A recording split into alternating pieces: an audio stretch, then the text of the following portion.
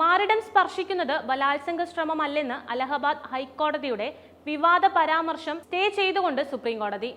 ബലാത്സംഗ ശ്രമവും ബലാത്സംഗത്തിനുള്ള തയ്യാറെടുപ്പും തമ്മിലുള്ള വ്യത്യാസം വിശദീകരിച്ചായിരുന്നു അലഹബാദ് ഹൈക്കോടതി ജസ്റ്റിസ് രാം മനോഹർ നാരായൺ മിശ്രയുടെ പരാമർശം.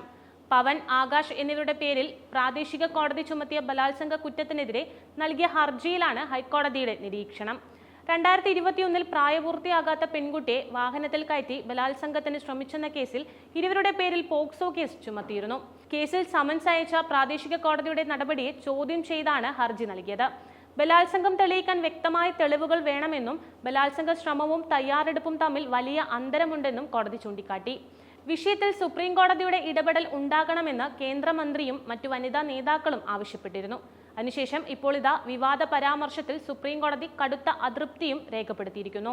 അലഹബാദ് ഹൈക്കോടതി ജഡ്ജിക്കെതിരെ രൂക്ഷമായ ഭാഷയിലാണ് സുപ്രീം കോടതി വിമർശനം ഉന്നയിച്ചത്. പരാമർശങ്ങൾ വേദന ഉണ്ടാകുന്നതാണെന്നും ജഡ്ജിയുടെ ഭാഗത്തു നിന്ന് തികഞ്ഞും അശ്രദ്ധയുണ്ടായെന്നും കോടതി വിമർശിച്ചു. വിധിന്യായ വിവാദ പരാമർശങ്ങൾ സ്റ്റേ ചെയ്യുകയാണെന്നും സുപ്രീം കോടതി അറിയിച്ചു. പെൺകുട്ടിയുടെ മാറിടത്തിൽ സ്പർശിക്കാൻ ശ്രമിക്കുന്നതോ പൈജാമയുടെ ചരട് പിടിച്ച് വലിക്കുന്നതോ ബലാത്സംഗ ശ്രമമായി കണക്കാക്കാൻ ആകില്ലെന്നായിരുന്നു അലഹബാദ് ഹൈക്കോടതിയുടെ വിവാദ പരാമർശം. പ്രായപൂർത്തിയാകാത്ത പെൺകുട്ടിയെ ബലാത്സംഗം ചെയ്യാൻ ശ്രമിച്ചെന്ന കേസിൽ വിചാരണ നേരിടാനുള്ള കീഴ്ക്കോടതി ഉത്തരവിനെ 2 പ്രതികൾ നൽകിയ ഹർജിയിലാണ് ഹൈക്കോടതിയുടെ ഇത്തരമൊരു പരാമർശം അന്നുണ്ടായത്.